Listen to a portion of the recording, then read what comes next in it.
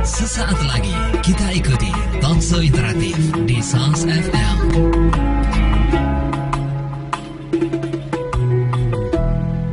Assalamualaikum warahmatullahi wabarakatuh. Langsung sahabat dari lantai dasar Masjid Nasional Al-Akbar Surabaya. Inilah 107,5 SAS FM dan live video streaming kami di sasfmsurabaya.net. Bermanfaat, menghibur, dan syar'i.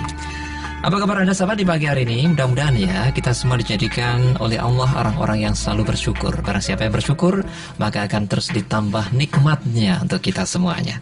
Ya sahabat, saya Alik A3 di ruang gatekeeper, ada rekan saya Didin Muhammad. Kali ini kita ada di talk show spesial bersama BNNP Provinsi Jawa Timur ya, atau BNN Provinsi Jawa Timur, begitu sahabat ya.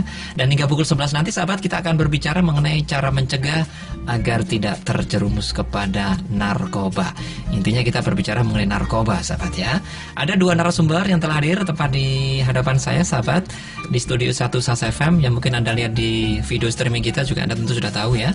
Saya sebutkan dulu yang pertama narasumber kita yaitu Bu Ria sahabat. Beliau ini Kabid P2M. Nah, P2M itu adalah pencegahan dan pemberdayaan masyarakat di BNNP Jawa Timur atau BNN Provinsi Jawa Timur. Saya sapa terlebih dahulu Bu Ria. Assalamualaikum Bu Ria. Waalaikumsalam Salih. Alhamdulillah baik ini Bu. Alhamdulillah baik. Senang sekali ini berjumpa dengan para penegak narkoba. Oh jangan dong. Kok penegak narkoba? Bukan penegak ya? Pencegah ya. Okay. Dan narasumber yang kedua, ini yang juga spesial ya. Beliau ini adalah mantan pecandu narkoba ya. Nanti akan ngasih pengalaman beliau ini tentang hidupnya ya. Baik, Mas Yuda ini. Saya sapa dulu. Assalamualaikum Mas Yuda. Waalaikumsalam Mas. Alhamdulillah baik ini Mas. Alhamdulillah baik. Baik, nanti kita juga akan pingin nih cerita-ceritanya Mas Yuda keluar dari pengaruh narkoba. Jeratan narkoba. Baik, Insya Allah ya. Baik sahabat, silakan di sini Anda juga boleh ya bertanya bersama dua narasumber kita, bertanya mengenai narkoba. Silakan di telepon kita 8297299. Anda juga bisa ya bergabung atau bertanya melalui SMS dan juga WA di 0812 306345. Memang kemarin-kemarin sahabat kita bersama BNN ini ada kuis ya tentang narkoba dan itu hadiahnya pulsa atau voucher pulsa. Nah untuk talkshow kali ini kita juga akan berikan voucher pulsa ya bagi satu penanya terpilih ya dari SAS FM. Jadi kemarin yang mungkin belum dapat begitu, nanti bisa ikutan di sini dengan bertanya caranya ya. Baik, yang pertama dulu saya ke Bu Ria nih. Bu Ria, kita ingin tahu ini tentang jumlah pengguna narkoba ini menurut catatan ada berapa banyak sih? Bukan ini dikatakan darurat narkoba lah dan sebagainya itu. Silakan Bu Ria. Iya, terima kasih Mas Alik. Jadi kalau dikatakan berapa jumlahnya, ini ya para pendengar jangan kaget juga gitu kan. Kita secara nasional BNN kerjasama dengan Puslitkes UI itu bahwa tahun 2015 jumlah penyalahguna itu 4.080.310 orang. Kemudian kita ke Jawa Timur 2015 itu 1.145.839 orang. Nah, itu usianya penyalahguna yang tadi Mas dari 4 juta sama 1 juta itu 10 sampai 59 tahun. 10 tahun. Mulai 10 tahun. Iya. Kelas berapa itu Mas Alik? Aduh, kalau itu ya mungkin kelas 4 atau mulai. Kelas 4 SD ya, Bu? SD. Aduh. Ini terkejut saya nih, Bu. Makanya saya pikir hanya remaja pemuda begitu ya, Bu. Remaja pemuda itu diawali dari usia SD dulu. Nah ini nanti Mas Yuda yang mau cerita kelas berapa dia mulai kan gitu ya Mas Yuda ya. Iya betul. Gitu. Ini yang dari BNN. Sementara kita kalau lihat dari kasus yang ditangani Polda tahun 2015 ini tersangkanya yang berumur 15 sampai 24 tahun. Tahun 2015 itu 1.166. Itu 2015 Mas Alik. Kemudian tahun 2016 ya, itu kemarin kan Pak Polisi, ini kan ada operasi bersinar. Bersih sindikat narkoba. Nah, ini naiknya signifikan ya. Kasusnya tercatat 2.967. Yang kemarin cuma 1.166. Sekarang baru sampai dengan Mei itu 2.967. Tersangkanya 825. Usianya 15 sampai 24 tahun. Nah, berarti ini kan usia-usia yang produktif Bu ya. Nah, sementara kita bandingkan dari BNN, dari data kasus, kemudian data demografi, bonus demografi yang sekarang, 40% usia produktif itu ada di Indonesia. Nah, sementara negara dunia yang lain itu tidak ada usia segitu, banyak yang usia lansia. Ya. Nah, artinya Bu? Artinya kalau 40% pemuda ini tidak terjerat oleh narkoba, ini akan menjadi ancaman dunia, gitu loh. Nah, sekarang kenapa sih kok Indonesia menjadi pasar? Nah, ini kan berarti ada kaitannya toh Mas kalau kita berpikir analisa. Karena ini 40% ini bagus, akan menjadi ancaman dunia. Itu demografi. Sementara geografi kita, apa sih yang nggak ada di Indonesia Mas Alik? Semua ada ya Bu? Semua ada. Batang kayu ditanam aja jadi singkong. Ya kan? Nah, ini kalau 40% itu bisa mengolah apa yang ada di Indonesia, nggak usah takut diembargo oleh orang lain. Kita menguasai dunia. Itu masih ingat Pak Soekarno mengatakan, beri 10 pemuda, saya akan kuasai dunia. Itu 10 saja ya Bu? 10 lah, ini sudah 40% 40% ya Bu, bisa menguasai dunia itu. Tapi fakta di lapangan kena kasus yang penyalahguna 1 juta lebih. Kalau kita tidak nyegah dari mulai sekarang Mas, dan nggak mungkin BNN sendiri, itu harus berperan serta ya pemerintah, swasta, pendidikan, terutama keluarga. Nah, ini dia. Jadi ini dimulai dari mana dulu Bu? Ini sebaiknya ya Bu ya? Iya, keluarga dulu, dari sekolah atau? Keluarga dulu, sih. Ya, Bu, ya? Keluarga. Bu, sebelum di keluarga ya Bu ya, cara pencegahannya bagaimana ya Bu ya? Nah, terkait narkoba Bu, tadi datanya yang mencengangkan itu, mulai 10 tahun. Itu narkoba yang jenis apa ya Bu, kalau kita bicara jenisnya? Kita ingin tahu nih. Nah, sebetulnya kalau menurut Undang-Undang 35, bahannya itu kan bahan adiktif, itu tidak masuk di narkotika. Kalau kita kan narkotika, Badan Narkotika Nasional. Nah, tetapi kan kita tidak bisa menutup mata. Anak sekarang sudah banyak minum apa itu Mas, alkohol. Apa itu cokre ya? Cokre apa itu oplosan itu kan. Nah, dampaknya itu sama dengan kalau memakai narkotika gitu. Karena yang dirusak adalah otak. Ya, otaknya gitu loh Mas. Baik. Jadi ini berbagai macam jenis ya Bu ya? Banyak. Ya mungkin fungsinya sama tadi yang merusak otak begitu ya? Arahnya ke sana semuanya. Iya, narkoba itu kan narkotika, psikotropika, sama bahan adiktif. Nah, yang bahan adiktif itu adalah yang dari mulai SD tadi dicoba ngelem. Ngelem air-aipun itu loh Mas. Iya, ngisep itu ya? Iya. Nah, lem kalau dibuka terus kan kering. Nah, yang dihisap adalah uapnya itu. Itu bagi yang belum punya duit. Nah, kecil-kecil itu saya lihat juga ya Bu ya, di video, di foto. Aduh. Nah, itulah kan murah. Di Indomaret tersedia. Ya, lem Fox, pipa lem PVC, ya itu yang awal pertama dia seneng. Ada otak, nanti Mas Yuda yang juga sudah pernah mengalami biar cerita buahnya gitu kan. Karena mungkin kalau saya ngomong pendengar, alah Bu Ria kan tidak pernah merasakan. Nah, saya kandeng nih sekarang biar tahu gitu Mas. Nanti kita akan tahu nih ceritanya Mas Yuda ini narkobanya apa begitu ya Bu ya. Ini menjadi pelajaran kita semua Bu ya. Oh iya betul, termasuk saya.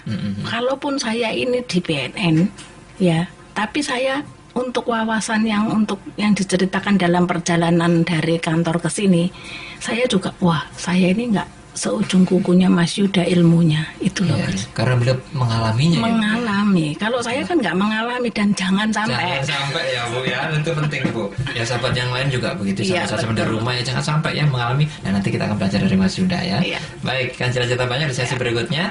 Sahabat kita akan jeda dulu dan silakan bagi Anda yang ingin bertanya terkait tema kita ya, cara mencegah agar tidak terjerumus narkoba ya. Intinya kita berbicara mengenai narkoba ya. Anda boleh bertanya sahabat bersama dua narasumber Bu Ria dan juga Mas Yuda di telepon kita 8297299, SMS dan juga WA di 0812 306345. Ada satu voucher pulsa bagi satu penanya terpilih dari SAS FM. Kami akan kembali sahabat setelah yang berikut ini.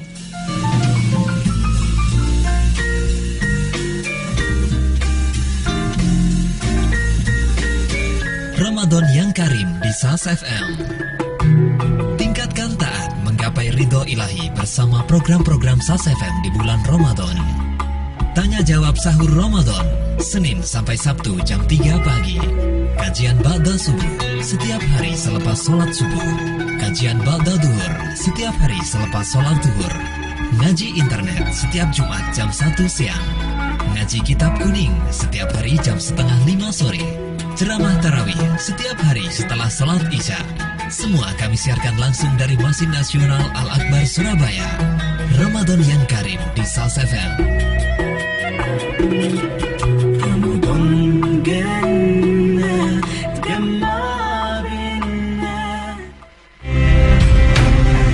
Hit musik Islami terkini di SAS FM.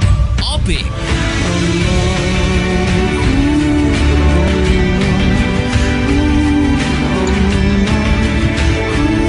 Maher Zain bernyanyi dengan musisi asal India.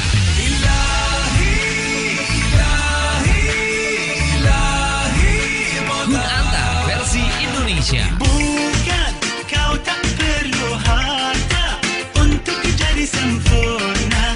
Permata indah hanya di dalam jiwamu. Simak lagu-lagu di SAS FM di Hit Musik Islami, di catatan redaksi dan di syair dan syiar.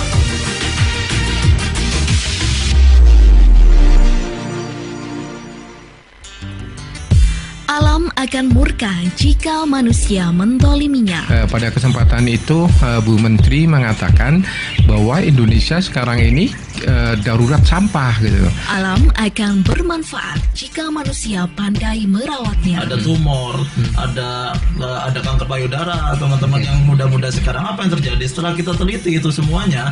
Itu dampak dari sampah plastik. Bagaimana menyikapi lingkungan dan alam secara bijak? Temukan dalam program Alam Lestari setiap Kamis jam 8 pagi di SAS FM. Bermanfaat, menghibur, syar'i. Dahulu, radio hanya bisa didengar. Tapi kini, Radio SAS FM bisa Anda lihat melalui live streaming video kami di www.sasfmsurabaya.net. Anda bisa melihat siaran kami. Lihat dan dengar SAS FM kapanpun, dimanapun.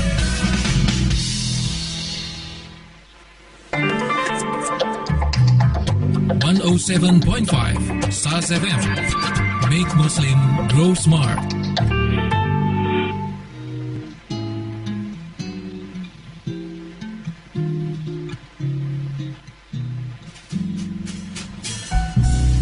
Baik, sahabat, kita lanjutkan kembali talk show spesial kita bersama BNN Provinsi Jawa Timur. Kita masih mengambil tema terkait cara mencegah agar tidak terjerumus kepada narkoba. Ini penting sahabat, kalau kita lihat data tadi, mengerikan sekali ya.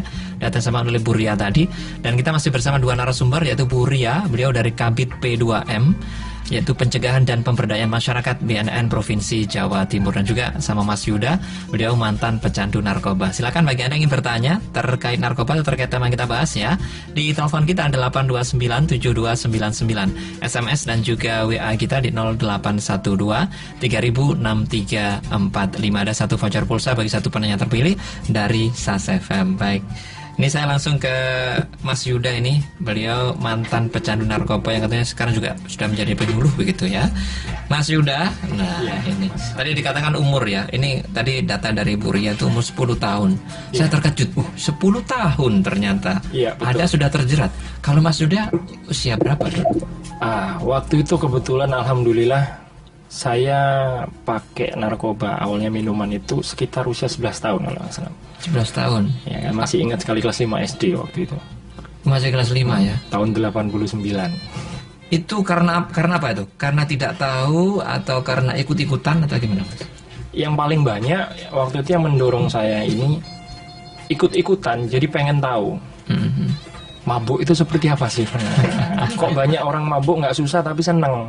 Oh, kok kayaknya seneng-seneng terus gitu. Padahal banyak yang apa ya, istilahnya tuh banyak yang ngomelin, banyak yang marahin, tapi kok yang mabuk ini kok nyantai aja. Nah, seperti itu. Baik. Akhirnya nyoba jenis apa itu Mas dulu? Waktu itu saya masih ingat minuman sih. Minuman mungkin kalau gitu ya? Kalau remaja-remaja tahun 2000 itu ingat sekali dengan minuman apa? Manson, topi miring, kayak gitu, Paloma. Nah itu merek ini. Saya denger aja sih, nggak pernah tahu persis. Gitu ya Mas. Jadi nyoba begitu akhirnya gimana itu Mas? Rasa pertama kalinya nyoba itu? Pertama pastinya aneh karena tidak ada minuman yang rasanya manis waktu itu memang yang saya rasakan ya. Pastinya pahit gitu. Ya memang awal-awal tuh masih mencari kenapa sih kok gini suka, kenapa kok banyak orang yang mau minum gitu. Tapi karena lingkungan ini teman-teman juga banyak yang meneruskan untuk minum, sekedar ini ya pengakuan komunitas, akhirnya mau nggak mau kita ikut. Baik. Kalau boleh tahu sebelum lebih lanjut, lingkungannya gambaran lingkungan di rumahnya Mas Yuda seperti apa itu Mas? Ya alhamdulillah lingkungan saya lengkap Mas. Ada kiai, ada juga pencolengnya juga, ada bandar narkoba, ada ustadz. Dan mungkin kalau di daerah, mungkin lingkungan kampung saya waktu sekitar tahun 2000 itu adalah black spotnya untuk pihak kepolisian Jawa Timur khususnya, seluruh jajarannya itu ya. Karena memang waktu itu lingkungan saya itu terkenal dengan tempat transaksi narkoba terbesar di Surabaya. Di Surabaya khususnya waktu itu. Jadi gambarannya black spot itu seperti apa sih? Apakah biasa begitu ngumpul-ngumpul minum? Apakah biasa? Biasa. Biasa ya. Ngaji sambil mabuk juga biasa. Loh, masa Pak? Loh keren di situ. Ngaji sambil mabuk itu biasa. Jadi di dalam tadarus, yang di luar pakai narkoba. Itu biasa ya. Itu sudah menjadi sudah menjadi sesuatu yang biasa gitu. Karena mungkin warga di situ juga merasa diingetin tiap hari pun modelnya juga akan tetap seperti itu. Malah bikin sakit hati yang ngingetin. Akhirnya ya udahlah biarin aja akhirnya ya. Karena sudah capek memberitahu tadi. Sudah capek. Nah, gitu. Baik, akhirnya Mas Yuda karena itu ngumpul mungkin merasakan juga begitu tadi ya ceritanya. Betul. Akhirnya Mas Yuda merasakan pertama kali enak atau nggak enak itu Mas? Kalau untuk mabuk minuman pertama kali untuk mabuk ya Mas ya, itu sakit pastinya. Sakitnya gimana sih? Karena apa? Pasti muntah-muntah. Oke. Untuk awal memang kan terjadi penolakan ya di dalam tubuh itu ketika kita dimasukin sebuah zat asing itu pasti menolak dan itu reaksinya entah muntah, entah pingsan atau apa. Nah, itu awalnya pasti muntah. Dan Mas muntah ya satu awal? Iya jelas. Baru berapa teguk itu Mas? Satu apa itu? Berteguk-teguk juga sih. Baik, jadi berteguk-teguk akhirnya muntah. Berikutnya itu sudah tidak sadar atau bagaimana? Sudah kehilangan kontrol. Apalagi waktu itu usia saya masih usia anak ya, masih 11 tahun. Jadi terbawa suasana, terbawa situasi, ingat-ingat itu sudah di bawah pos kamling. Nyadar itu baru? Nyadar itu ngapain saya ada di bawah pos kamling nih? Sendirian gitu? Sendirian. Jadi mungkin waktu itu teman-teman saya juga takut saya ada apa-apa, disembunyikan saya di situ. Oh begitu. Sadarnya sampai paginya besoknya begitu ya? Waduh nggak ingat pagi atau siang waktu itu. Oke, baik. Tadi kan dirasakan teman-temannya itu katanya bahagia, kayak senang-senang aja begitu ya? Betul. Mas Yuda merasakan itu juga di awal-awal? Awal-awal bingung Mas. Karena perasaan saya waktu itu ada beberapa masalah. Ya sebetulnya sih kalau saya melihat sekarang itu masalah. Cuman waktu itu sebagai seorang anak yang belum punya pemikiran tentang apa itu masalah, apa itu senang, apa itu susah. Itu saya melihatnya perasaan saya biasa aja. Oh, saya sudah keren ini, saya sudah bisa mabuk. Oh, gitu ya? Itu. Jadi seperti itu ya. Kalau sudah mabuk keren. Nah, di masyarakat situ ya tapi. Ya mungkin umum Mas ya. Mungkin untuk remaja umum seperti itu. Mungkin sampai sekarang ketika kita coba bertanya kepada teman-teman pemuda, teman-teman remaja, tahu nggak sih kalau narkoba itu memabukkan, dilarang pemerintah, dijauhi masyarakat ini? Tahu. Tapi kenapa kok dipakai? Enak. Enak ya. Tapi tadi awalnya masih kerasa nggak enak itu Mas. Nah, berikutnya bagaimana? Berikutnya setelah pemakaian jangka panjang dalam jumlah yang terus meningkat, akhirnya yang terjadi selain enak itu ada kayak kebutuhan. Oh, sudah kayak kecanduan ya? Iya. Adiktifnya ada. Adiktifnya udah mulai keluar. Seringnya tadi terus-menerus itu tiap hari mengkonsumsi atau seminggu sekali atau gimana? Awalnya bisa mungkin sebulan sekali. Sebulan sekali ya. Kalau pas nongkrong, lama-lama cari tongkrongan yang ada seperti itu. Oh. Lama-lama kalau sudah cari tongkrongan udah nemu, akhirnya ngajak.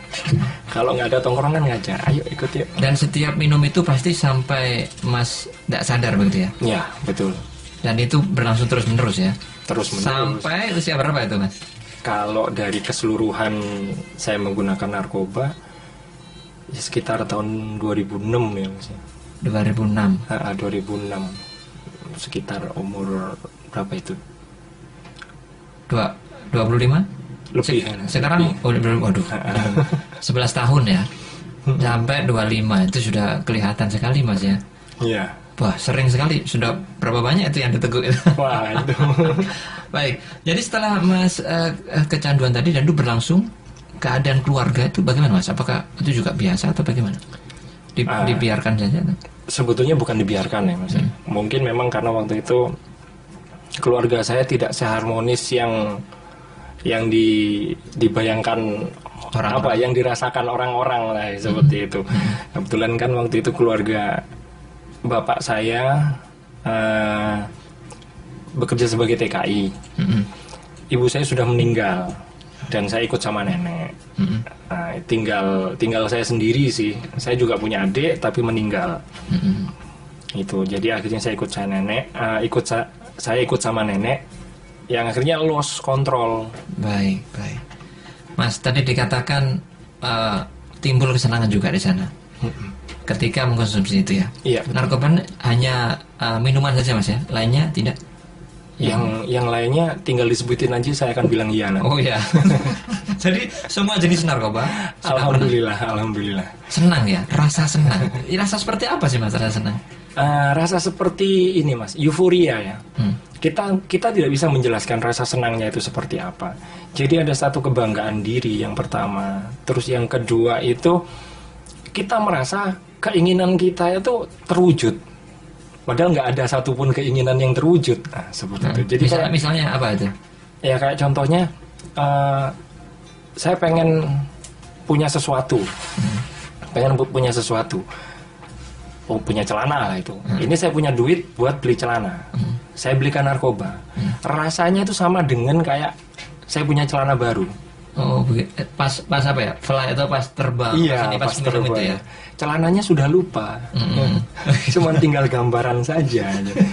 Oh gitu ya. Setelah itu selesai, misal sadar kembali, gimana? Ya kepikiran lagi celananya. Gitu ya rasanya ya. Seperti itu. Jadi banyak penipuan. Jadi sebenarnya ditipu ya itu Mas ya? Jelas. Kalau kita konsumsi itu. Sebetulnya pasti ditipu. Kita banyak sekali menipu diri kita sendiri waktu itu. Baik, Mas. Kemudian pada titiknya, ini pada tahun berapa tadi baru mau insaf ya istilahnya tuh begitu ya, mau hijrah begitu. Iya, mau hijrah. Apa yang menjadi pemicu bahwa ada pikiran, aduh saya ini nggak bagus ini, begini terus? Iya. Itu sekitar tahun 2004. Tahun 2004 itu ada pemikiran saya ini perjaka. Perjaka maksudnya belum nikah. Belum nikah ya. Ya. Masa saya mau seperti ini terus gitu. Nanti suatu ketika kalau saya menikah punya anak terus saya ditanya anak saya, "Pak, Bapak dulu jadi apa, Pak?" Nah, masa saya mau ngomong sama anak saya, oh bapakmu dulu itu pecandu narkoba. Nah, sedangkan teman-temannya bilang bapak saya polisi, bapak saya dokter. Masa saya bisa menjelaskan seperti itu, setega itu bisa menjelaskan. Itu yang mendorong saya. Terus yang kedua, banyaknya kejadian tertangkap, meninggal karena overdosis dari teman-teman sebaya itu. Terus ada salah satu kejadian itu ketika saya dekat dengan seorang gadis, itu orang tuanya bilang, kamu mau jadi apa sama pecandu narkoba? Oh, saat itu masih berhubungan begitu ya? Iya, akhirnya saya dengan sadar mengundurkan diri. Cuman itu jadi salah satu pemicu. Pemicu juga. Baik. Itu jadi salah satu pemicu. Mas Huda juga sempat mendengar temannya overdosis atau ditangkap. Apakah di sana tidak muncul rasa ketakutan begitu? Aduh, jangan saya juga sama itu overdosis. Pasti takut. Semuanya pasti takut. Saya sendiri juga ada ketakutan untuk tertangkap ataupun overdosis ya. Cuman ya itu tadi, ketika timbul rasa butuh, rasa sakaunya itu muncul, rasa takut itu hilang, rasa malu hilang, rasa apa? Intinya saya pengen pakai. Gitu. Malah semboyan saya waktu itu saya pakai sudah bukan lagi untuk lifestyle, untuk sombong, untuk apa enggak, tapi untuk menghilangkan rasa sakit badan. Sudah jadi kebutuhan ya? Iya, sudah jadi. Karena kecanduan tadi itu. Mas, kalau pas mau sakau begitu rasanya gimana sih, Mas? Kalau Mas mau kecanduan? Kalau sakaunya itu memang seimbang dengan rasa enaknya, Mas. Jadi sakaunya itu sangat sakit sekali. Sakitnya bagaimana tuh? Pusing kan atau bagaimana itu? Nah, yang kalau saya rasakan pribadi, setiap persendian dari tubuh ini yang bisa ditekuk-tekuk, mulai seluruh persendian dari tubuh, tulang belakang, leher, jari, siku, itu rasanya seperti ditusuk-tusuk jarum. Semua ya? Semua persendian untuk semua persendian itu. Terus kalau kita kena hawa dingin atau kena angin, itu kayak ada silet tajam jalan di kulit. Seret. Gitu ya? Aduh. Ngeri itu, saya itu gitu ya, Mas. Setiap sakau itu begitu. Setiap sakau. Berarti itu saatnya butuh untuk belum lagi minumin, ya? Perasaan rasa sakit di tulang belakang. Terus kalau ini saya pribadi, Mas ya. Terus rasa tenggorokan itu kering, gatel, pengen batuk, wis gak enak lah pokoknya. Wis ndak enak semuanya. Tapi ketika itu sudah masuk, sudah berkurang, hilang rasa sakit itu. Karena gue juga sudah nggak sadar. Karena sempat juga ada yang bertanya ya, Bu. Mas, gimana sih rasanya fly itu? Mabuk itu gimana sih rasanya? Gitu. Saya waktu itu ketika saya ditanya seperti itu pertama kali, saya bingung. Jawaban saya cuma satu waktu itu. Karena langsung asumsi saya ke situ. Jawaban saya rasanya mabuk atau fly itu sama dengan seimbang dengan 1000 kali ejakulasi, Mas. Ejakulasi 1000 kali jadi 1. Nah, itu gimana rasanya, itu enaknya. Tapi apakah itu memang karena emang nggak sadar begitu, Mas, akhirnya merasakan itu atau gimana? Iya. Karena nggak sadarnya kan? Karena nggak sadarnya. Baik. Selepas itu merasa biasa lagi ya? Itu setelah selesai begitu? Setelah selesai biasa lagi. Cuman ketika terakhir ketika itu sudah menjadi kebutuhan, nikmat itu sudah nggak ada. Tinggal menghilangkan rasa sakit ini. Oke. Baik, itu akhir-akhirnya ya. Iya. Baik, itu sedikit ya perjalanan dari Mas Yuda. Nanti berikutnya kita akan tahu juga nih, Bu ya, bagaimana Mas Yuda ini dikatakan agak susah payah ya keluar dari jeratan narkoba ini. Bagaimana sih kiatnya itu ya, tadi ya. Dia akan kita bahas sesi berikutnya. Dan sahabat, kita masih di program talk show spesial ya bersama BNN Provinsi Jawa Timur, dan kita masih membahas terkait cara mencegah agar tidak terjerumus kepada narkoba. Masih bersama Buria dan juga Mas Yuda. Silakan bagi Anda yang bertanya 8297299 SMS dan juga WA 0812306345. Ada satu voucher pulsa bagi satu penanya terpilih. Dan kami akan jeda dulu. Setelah yang berikut ini kami akan kembali.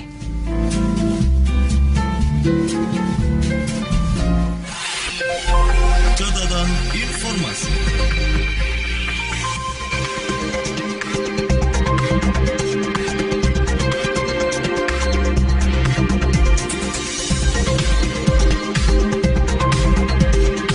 Sahabat, sebanyak 2/3 pengungsi Palestina di tepi barat Sungai Jordan dan jalur Gaza menganggur.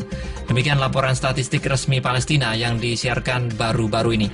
Laporan tersebut dikeluarkan oleh Biro Statistik Sentral Palestina atau PCBS untuk memperingati Hari Pengungsi Internasional yang jatuh pada Senin lalu. Ini memperlihatkan angka pengangguran di kalangan pengungsi Palestina mencapai 32,3%.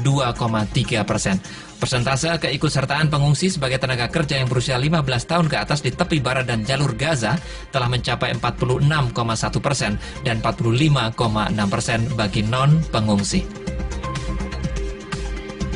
Catatan lainnya sahabat, Arab Saudi telah menerima sebanyak 5,8 juta orang muslim yang menunaikan umroh sejak awal musim umroh pada November lalu. Hal tersebut dilaporkan oleh Saudi Press Agency dan Kementerian Media Umroh dan Pusat Haji mengkonfirmasi jumlah muslim yang menunaikan umroh itu dan menduga jumlahnya akan mencapai 6 juta pada akhir musim ini. Kementerian tersebut mengatakan pemberian izin dan visa buat jamaah umroh telah mempertimbangkan kapasitas Masjidil Haram di Makkah dengan pekerjaan perluasan yang saat ini masih berlangsung. Arab Saudi telah menciptakan e-system buat jamaah untuk mendaftar, terutama mereka dari negara lain. Sistem baru tersebut atau e-system tersebut memungkinkan jamaah asing menuntaskan proses permintaan visa mereka dan dokumen lain dalam waktu beberapa jam. Sedangkan sebelumnya mereka memerlukan waktu berpekan-pekan untuk menyelesaikan prosedur yang diperlukan. Terakhir sahabat, imam-imam dari Indonesia yang memang memiliki kualitas tidak kalah dari Timur Tengah. Terbukti sahabat, Khori dan Hafiz Indonesia sering menjuarai lomba-lomba di Timur Tengah. Imam besar Masjid Istiqlal yaitu Nasaruddin Umar mengingatkan kalau Khori dan Hafiz asli dari Indonesia sudah sangat sering menjadi juara dalam lomba-lomba yang diadakan di Timur Tengah. Bahkan Khori dan Hafiz dari Indonesia mampu mengalahkan produk-produk lokal yang justru sering diundang ke Indonesia karena bacaan yang dianggap lebih fasih dan bagus. Karena sahabat, beliau ini menyarankan selama Indonesia masih memiliki stok imam-imam yang berkualitas tinggi, hendaknya masjid-masjid mau mendahulukan produk-produk lokal yang memang dikenal latar belakangnya. Demikian sahabat, catatan informasi kami ambil dari Antara dan juga Republika. 107.5 SAS FM. Make Muslim Grow Smart. Baik sahabat, kita kembali di talk show spesial bersama BNN Provinsi Jawa Timur. Kita masih mengangkat tema terkait cara mencegah agar tidak terjerumus kepada narkoba. Bu Ria masih bersama kita ya. Beliau Kabid P2M Pencegahan dan Pemberdayaan Masyarakat BNN Provinsi Jawa Timur, dan juga masih bersama Mas Yuda, beliau mantan pecandu narkoba. Silakan bagi Anda yang bertanya sahabat terkait narkoba ya. Teleponnya 8297299, SMS dan juga WA kita di 0812 306345. Ada satu voucher pulsa bagi satu penanya terpilih dari SAS FM. Baik Bu Ria, kita akan coba dengarkan ini ya. Apa cerita dari Mas Yuda, bagaimana beliau ini keluar dari jeratan narkoba yang demikian sebenarnya menyakitkan sih ya. Banyak menyakitkannya sih Mas ya. Sangat menyakitkan. Baik, Mas. Terus tadi ini masalah apa itu, Bu? Ditanya dapat bonus nggak gitu loh. Kalau tadi kan bonusnya pulsa. Pulsa tuh bonusnya. Sekarang Mas Yuda ada bonusnya nggak gitu loh. Nah, selama Mas Yuda mengkonsumsi narkoba, dapat bonus apa itu Mas? Bonusnya enak atau sebaliknya? Ya, alhamdulillah banyak Mas bonusnya. Ya, khususnya alhamdulillah ya ini. Ya, alhamdulillah, disyukuri aja nikmatnya sekarang. Bonusnya adalah sekarang saya bayar hutang sama Tuhan, sama Allah tuh, harus merawat sakit di dalam tubuh. Nah, gitu. Akibat dari penyalahgunaan narkoba. Apa itu Mas bonusnya itu? Tahun 2006. Nah, ini tahun 2006 yang membuat saya benar-benar menemukan titik balik, hit the bottom istilahnya itu kalau di dunia rehab. Itu saya jatuh sakit. Waktu itu saya nggak ngerti namanya apa, terlalu ilmiah bahasanya juga. Jadi yang saya pahami adalah jantung saya bengkak. Akhirnya mendorong ke paru-paru sobek. Akhirnya paru-paru sebelah kiri saya itu pada waktu itu tidak bisa digunakan. Ya, akhirnya mendorong saya untuk gagal nafas pada waktu itu di Rumah Sakit Dr. Sutomo. Yang akhirnya membuat tim dokter waktu itu membuat lubang nafas di ini apa? Iya. Di bawah ketiak. Di bawah ketiak ya. Jadi itu setelah Mas saat itu masih mengkonsumsi narkoba atau sudah mendekati titik balik. Oh, jadi mendekati. sudah hanya apa ya? Waktu itu terakhir itu saya pakai 1 hari 2 kali, Mas. 1 hari 2 kali. Nah, kayak makan ya. Nggak tanya jenis apa yang dipakai. Kayak gitu. jenisnya apa? waktu itu saya pakai itu heroin. Jadi suntik. Aduh, ya. 1 hari itu 2 kali hanya untuk ketika mau berangkat kerja sama sore mau tidur. Itu selalu ya? Selalu setiap hari. Aduh. Gitu. Gimana itu ya rasanya? Sampai pernah saya sakit di mana di lengan ini ada sobek ke cantol seng gitu ya. Itu di bius itu mungkin karena susternya baru awal dia bingung mau memasukkan, sempet salah. Akhirnya saya minta, sus biar saya aja yang nyuntik diri saya. Loh, enggak apa-apa Pak, ini apa? Enggak apa-apa Mas, ini memang tugasnya. Enggak apa-apa, saya ngerti uratnya. Sudah biasa. Sudah biasa. Sudah biasa nyuntik dirinya biasa sendiri. nyuntik, ya. Ya. Baik. Jadi itu titik baliknya di sana ya. Karena penyakit itu juga. Salah satunya yang mendorong penyakit itu juga, terus faktor keluarga juga. Banyak yang sudah saya habiskan untuk dari keluarga ini banyak yang saya habiskan untuk narkoba. Baik, maksudnya materi ya? Secara materi. Sampai seperti apa itu menghabiskannya? Berapa kira-kira kalau dihitung? Kalau nilainya mungkin saya nggak pandai menghitung ya Mas ya. Cuman saya ingat saya itu barang di rumah. Itu pastinya habis. Dan bukan 1 rumah, 3 rumah. Sampai sama rumah-rumahnya. Sampai rumah-rumahnya habis juga gara-gara narkoba. Itu salah satunya. Terus yang kedua yang paling memukul perasaan saya waktu itu, almarhum bapak saya pulang. Itu nyampe di bandara, saya salim kan, cium tangan biasa anak kan sama orang tua. Itu ada pertanyaan bapak yang langsung menusuk hati saya waktu itu. Saya mau pulang kemana ini? Saya ini asli Surabaya tapi nggak punya rumah di Surabaya. Karena rumahnya sudah dijual. Sudah dijual. Saya nggak bisa ngomong, nggak bisa menjawab. Saya cuma menunduk. Ya monggo Pak, terserah Bapak mau di mana nanti. Iya. Itu salah satu juga. Akhirnya merasa terpukul sekali waktu itu. 3 rumah plus isinya. Itu tanpa izin juga ya? Tanpa izin. Tanpa izin. Ya, kalau dengan izin, tentu nggak boleh ya. Pastinya nggak ada izin turun itu. Ini dia ya kerugian. Terus bonusnya tadi apa, hanya itu saja? Jantung, penyakit itu sampai sekarang ya? Iya, terus ada juga hepatitis. Karena pemakaian jarum suntik. Biasa pecandu itu kan mesti dipompa itu Mas kalau pakai jarum tuh. Kalau pecandu heroin zaman dahulu itu kalau sebetulnya prosedur syarat suntik itu sekali masuk sudah. Tapi kalau pecandu kan seneng eksperimen ini. Jadi darahnya dikeluarin, dipompa lagi, dimasukin, dikeluarin. Itu biar apa lagi. itu Mas? Sensasi Mas. Itu yang akhirnya membuat liver kita jadi terganggu. Oh iya, jadi begitu ya, mengerikan. Nah, dan itu nggak berlangsung sekali, 2 minggu, 2 minggu atau 1 bulan, nggak bertahun-tahun. Ya, saya sampai menghela napas ini ya. Nah, ini kemudian bagaimana nih proses Mas kembali ke jalan yang benar? Nah, kita bilang begitu ya, ke jalan yang benar. Susahnya bagaimana itu? Katanya kan susah itu. Pastinya sangat susah Mas. Apa Mas yang paling susah itu apa? Yang paling susah itu menghadapi diri sendiri. Menghadapi diri sendiri itu ada banyak ketidakyakinan di dalam hati ya waktu itu. Bisakah saya, mampukah saya, siapa yang mau bantu saya, terus saya nanti minta tolong siapa. Itu muncul pertanyaan itu. Akhirnya apakah menemukan jawabannya? Kemudian siapa yang membantu? Ya. Apakah cari bantuan atau gimana? Pastinya saya cari bantuan waktu itu. Saya masih ingat sekali waktu itu tahun-tahun segitu itu di BNP waktu itu saya sering dilibatkan kegiatan sama Bu Damayanti waktu itu.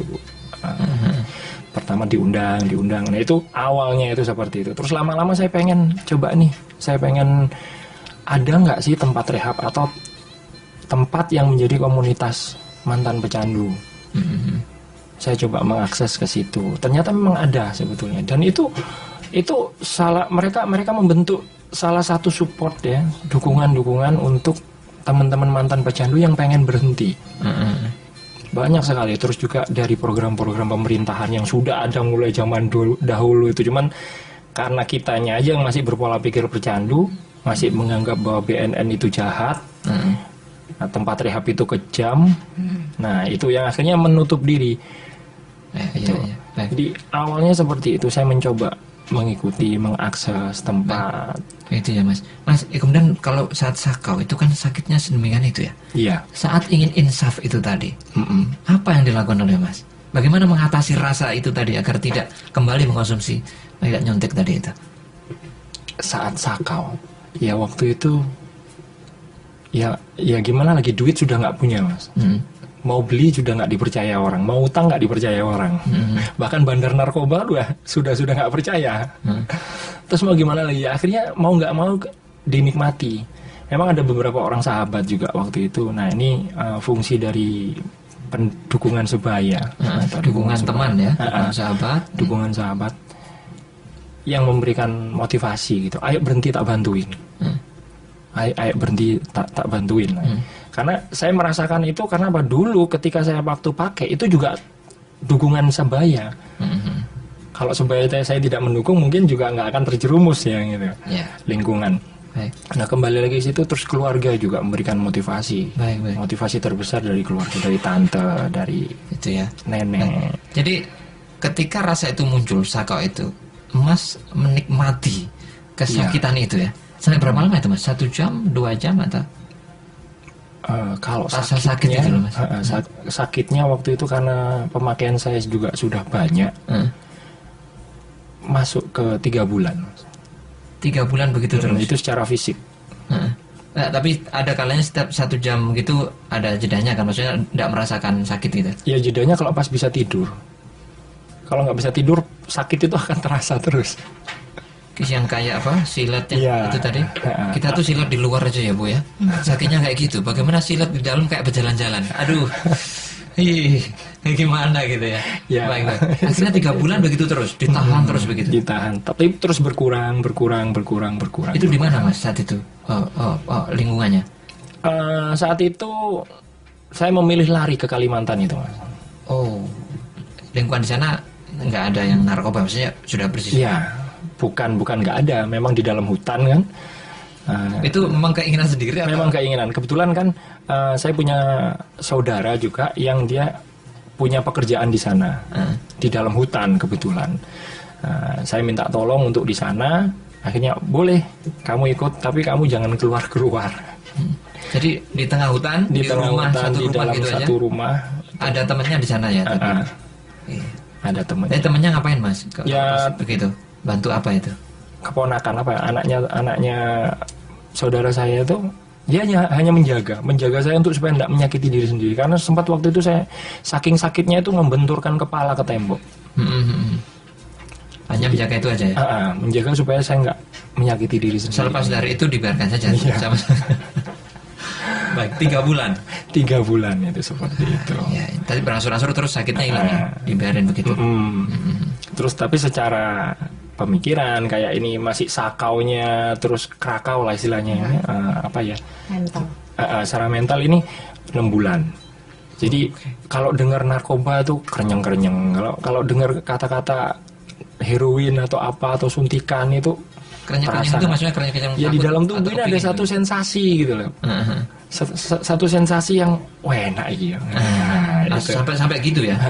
Dan sampai sekarang itu pun masih terasa. Terasanya itu bukan menggebu dari dulu, menggebu seperti awal-awal dulu, tapi lebih ke ada satu sensasi nikmat itu yang masih tersimpan rekam ya. Ya. Baik. Berarti rentan dong Mas ya. Walaupun sudah insaf, kejalannya benar tuh masih rentan ya? Masih sangat rentan. Ya. Makanya dikatakan pecandu itu tidak ada yang bisa sembuh. Yang ada pulih. Pulih ya? Iya. Pulih berarti bisa jadi dia kambuh lagi gitu? Oh bisa jadi, sangat jadi. Karena juga di dalam program kita di tempat rehab itu menerangkan semakin lama usia cleannya ini, usia berhentinya, semakin rentan dia jatuh. Karena apa? Di dalam usia klin ini permasalahan hidup kan mulai muncul. Kita sudah mulai bisa mengidentifikasi. Sedangkan ketika dalam kita dalam keadaan aktif menggunakan narkoba, masalah yang ada itu tertolak semua dengan pemakaian kita. Susah seneng pakai, kayak di film India tuh, Mas. Iya. Ya, susah seneng nyanyi. Nah, kalau kita susah seneng pakai. Nah, Iya. Baik. Mas, dalam yang masa-masa seperti ini juga masih rentan ya, Mas? Iya, sangat Apalagi rentan. lingkungannya nih juga di Surabaya seperti ini, mungkin juga beberapa orang kenal. Bagaimana Mas Yuda itu membentengi diri? Itu bagaimana caranya? Ya, saya banyak melibatkan pihak, Mas ya. Saya banyak melibatkan beberapa pihak, khususnya BNN, masyarakat, lingkungan. Kalau jurus saya sendiri, ketika saya bertemu teman-teman lama, teman-teman pemakai, tidak memutus silaturahmi, tapi saya punya jurus 3 second split namanya, Mas. Wah, ini agak asing nih istilahnya. Ini apa itu? 3 second split itu 3 detik kabur. Wah, 3 detik. Saya pikir apa tadi? Jadi gimana? 3 detik kabur. Ya, cukup 3 detik sapa, halo, assalamualaikum, gimana kabarnya? Baik. Udah. Keluarga gimana, sehat? Oh, sudah. Yaudah sebentar ya, saya mau rapat. Oh, jadi pura-pura gitu ya. Iya. Ini mau rapat nih. Walaupun nanti kesananya cuma nongkrong di warung kopi. Iya. Itu dukungan itu. Itu ya, itu trik ya, Iya, triknya. itu. Nggak boleh lama-lama ya. sama Jangan teman-teman. lama-lama. Oke, baik. Kita akan jeda sebentar, nanti akan kita jawab pertanyaan-pertanyaan dari pendengar. Nanti akan dijawab oleh Insya Allah sama Bu Ria ya, dan juga oleh Mas Yuda ya. Iya. Baik, sahabat, silakan, masih ada waktu 1 sesi lagi bagi Anda yang bertanya bersama Mas Yuda atau Bu Ria ya tentang narkoba ini di SMS dan juga WA kita 0812 306345 atau Anda di telepon 8297299. Anda 1 voucher pulsa bagi 1 penanya terpilih. Kami akan kembali, sahabat, setelah yang berikut ini.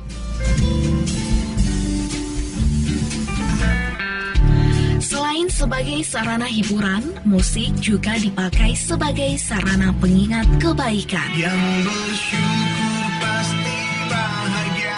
Kata inspirasi diperlukan orang untuk menentukan arah tujuan. Hiduplah seperti lilin menerangi orang lain, jangan hidup seperti duri. Berbagi kalimat inspirasi dan request lagu Islami dalam program Syair dan Syiar Pagi setiap hari jam 9 pagi di SAS FM. Bermanfaat, menghibur, syar'i. Hits musik Islami terkini di SAS FM. Live Vienna. Kepadamu berjanji kan setia sampai mati. Sarah.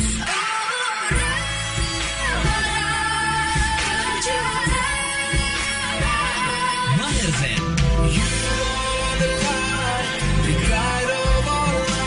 You're the essence of beauty, the best of mankind. Simak lagu-lagu di SAS FM di Hits musik Islami di catatan redaksi dan di Syair dan Syiar.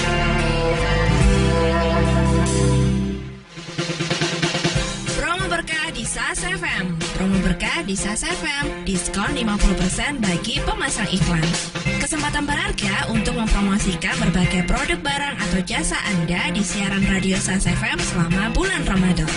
SAS FM memberikan diskon 50% untuk pemasang iklan yang tayang di bulan Ramadan. Iklankan produk Anda, nikmati hasil dan berkahnya. Hubungi segera marketing SAS FM di 0856 4820 3772 0856 4820 3772.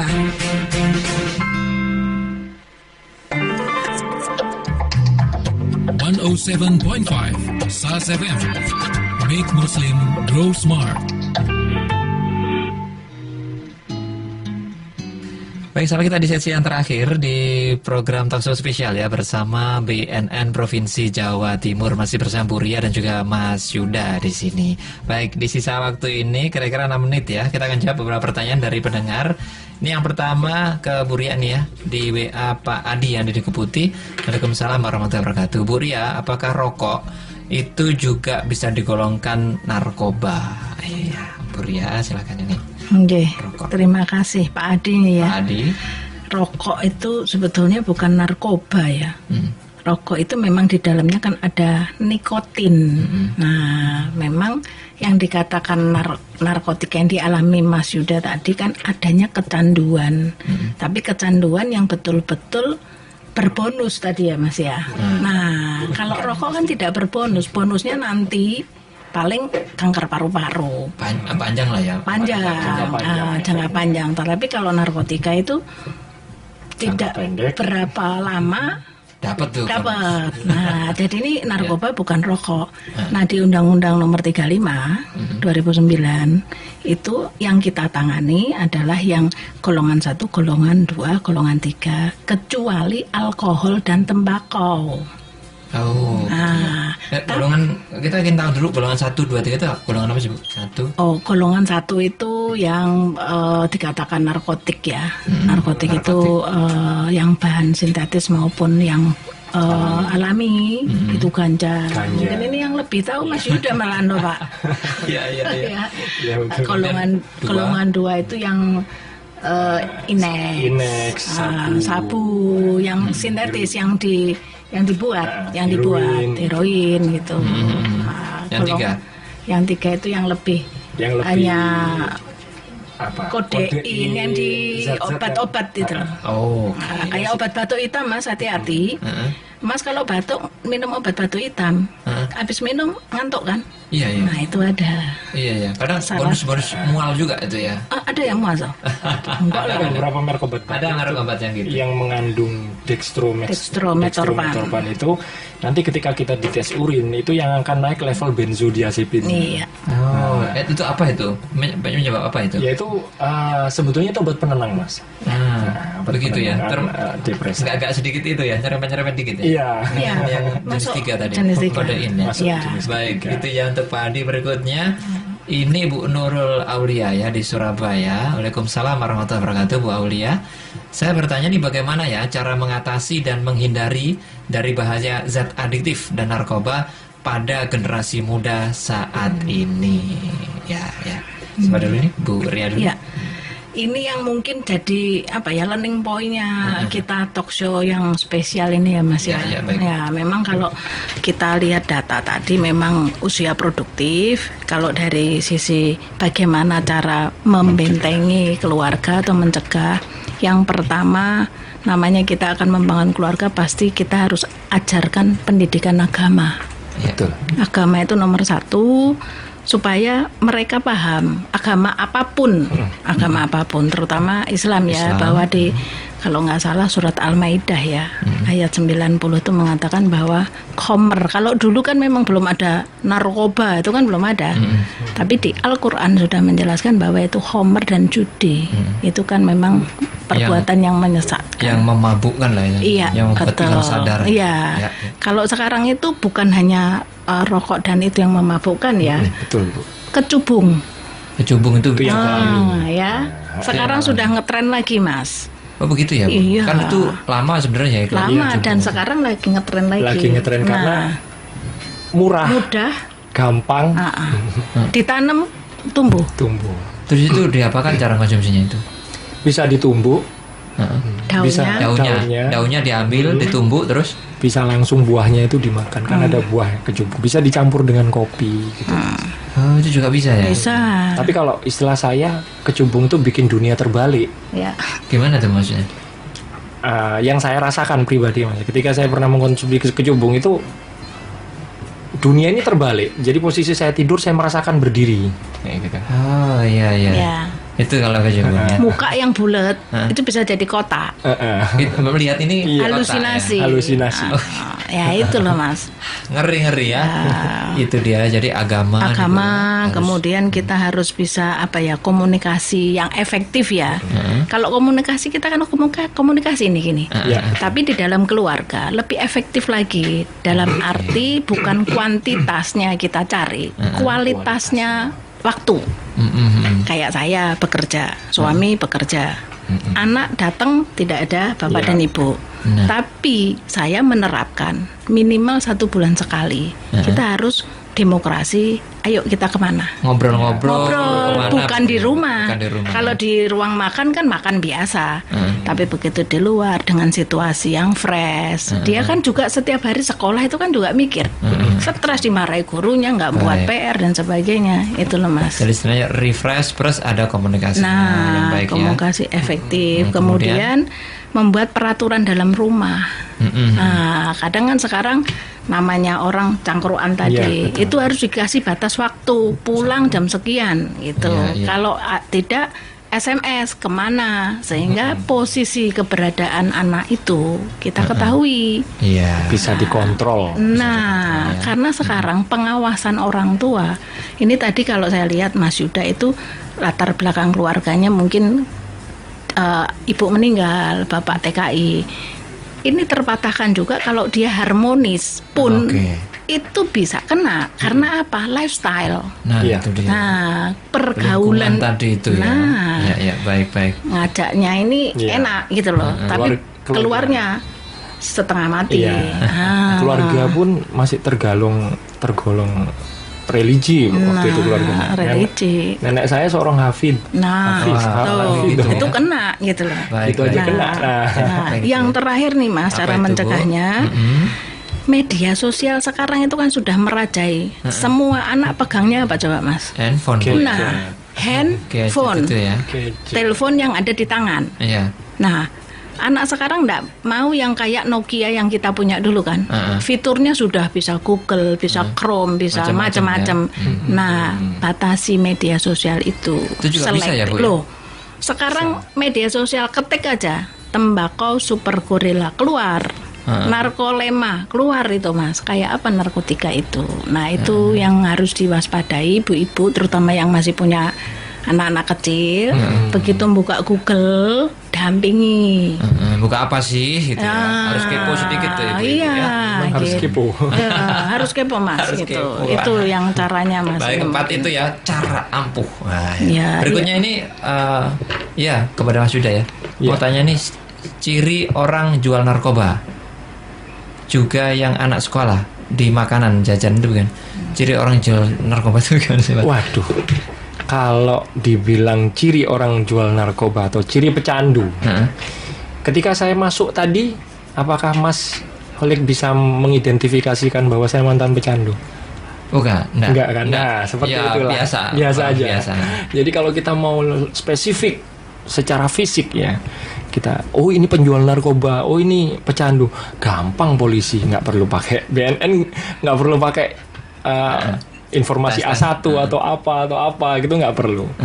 Memang susah untuk mengidentifikasi mantan pecandu atau pecandu aktif atau penjual narkoba. Susah ya? Kasat mata aja Mas, supaya ibu-ibu ya terutama atau anak-anak sekolah itu. Secara kasat mata biasanya mereka banyak menawarkan sesuatu yang asing.